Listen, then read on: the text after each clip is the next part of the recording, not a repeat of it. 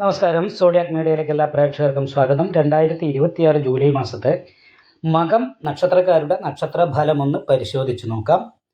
മകം നക്ഷത്രം എന്ന് പറയുമ്പോൾ മകവും പൂർവ്വകാലം ചിങ്ങക്കൂറാണ്. ചിങ്ങക്കൂറുകാർക്ക് 12ലാണ് വ്യാഴം സഞ്ചരിക്കുന്നത്. അപ്പോൾ ദൈവാധീനത്തിൻ്റെതായിരിക്കുന്ന കുറവുണ്ട്. പ്രത്യേകിച്ചും ഭാഗ്യാധിപത്യം വഹിച്ചു നിൽക്കുന്ന ചൊവ്വ ശത്രുക്ഷേത്രത്തിലാണ് നിൽക്കുന്നത്, ബാധകാധിപതിയായിട്ട് 10ാം ഭാവത്തിൽ.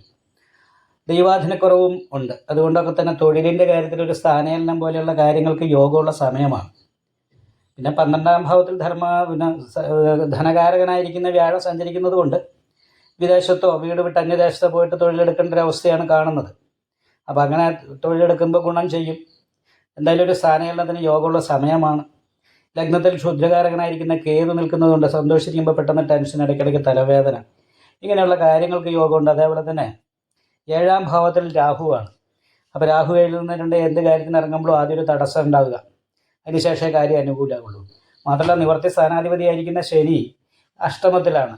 അപ്പോൾ അഷ്ടമത്തിൽ ശനി ആയുർകാരകനായിരിക്കുന്ന ശനി നിൽക്കുമ്പോൾ എന്തിനിറങ്ങി പുറപ്പെട്ടാലും തടസ്സങ്ങൾ വരിക എന്ന് പറയുന്നൊരു യോഗവും ശനിദോഷത്തിൻ്റേതായിരിക്കുന്ന അവസ്ഥയുള്ളത് കാരണം കൊണ്ട് എന്തെങ്കിലും ശാരീരികമായിട്ടുള്ള അസ്വസ്ഥതകൾ, രോഗങ്ങൾ വരിക, അത് മാറി കുറച്ച് കഴിയുമ്പോഴത്തേക്ക് വീണ്ടും എന്തെങ്കിലും രോഗങ്ങൾ വരിക. അതേപോലെ തന്നെ മാനസികമായിട്ടുള്ള ടെൻഷൻ വരിക.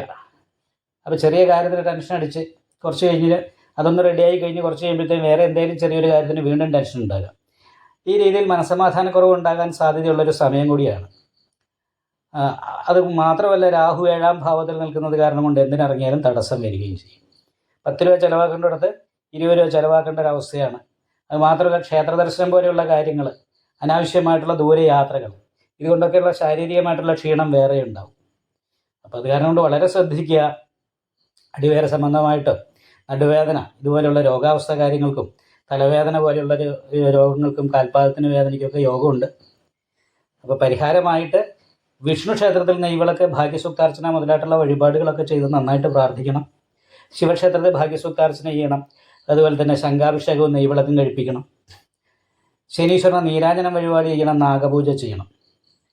ഇത്തരം പരിഹാരങ്ങളൊക്കെ ചെയ്യുകയും നല്ല രീതിയിൽ പ്രാർത്ഥന ഉണ്ടാകുകയും ചെയ്താൽ വലിയൊരു ദോഷമില്ലാതെ അനുകൂലമായ ഗുണഫലങ്ങൾ അനുഭവിക്കാനായിട്ട് സാധിക്കും. എന്നാൽ വിദ്യാർത്ഥികളെ സംബന്ധിച്ച് വലിയ കുഴപ്പമില്ല. കാരണം സർവാഭിഷ്ട സ്ഥാനത്ത് ബുധൻ സ്വക്ഷേത്ര ബലവാനായിട്ട് നിൽക്കുന്നത് കാരണം കൊണ്ട് പഠനത്തിൻ്റെ കാര്യത്തിലൊക്കെ മികവ് ഉണ്ടാവും. അതുപോലെ തന്നെ ആഗ്രഹിക്കുന്ന സ്ഥലത്ത് പഠനം പൂർത്തീകരിക്കാനൊക്കെ ആയിട്ട് പഠിക്കുന്ന കാര്യത്തിലൊക്കെ അനുകൂലമായിരിക്കുന്ന സമയമാണ്. തൊഴിൽ അന്വേഷിക്കുന്നവരെ സംബന്ധിച്ചും വീട് വിട്ട് അന്യദേശത്ത് തൊഴിലെടുക്കാനുള്ള യോഗമാണ് കാണുന്നത്. അപ്പോൾ ഈ പറഞ്ഞ പരിഹാരങ്ങളൊക്കെ ചെയ്യുക. നല്ല രീതിയിൽ പ്രാർത്ഥനയുണ്ടെങ്കിൽ വലിയ ദോഷമില്ലാതെ അനുകൂലമായ ഗുണഫലങ്ങൾ അനുഭവിക്കാൻ ഈ മാസം മകം നക്ഷത്രക്കാർക്ക് സാധിക്കും. ഈ വീഡിയോ ഇഷ്ടപ്പെട്ടാൽ ലൈക്ക് ചെയ്യുക. നിങ്ങളുടെ അഭിപ്രായങ്ങൾ കമൻറ്റ് ചെയ്യാം. ജ്യോതിഷവുമായി ബന്ധപ്പെട്ട കൂടുതൽ കാര്യങ്ങൾ അറിയാൻ ഈ ചാനൽ സബ്സ്ക്രൈബ് ചെയ്യുക. ഞങ്ങളുടെ ഓൺലൈൻ കൺസൾട്ടൻസി നമ്പർ താഴെ ഡിസ്ക്രിപ്ഷൻ ബോക്സിൽ കൊടുത്തിട്ടുണ്ട്. ആവശ്യമുള്ളവർക്ക് കോൺടാക്റ്റ് ചെയ്യാവുന്നതാണ്.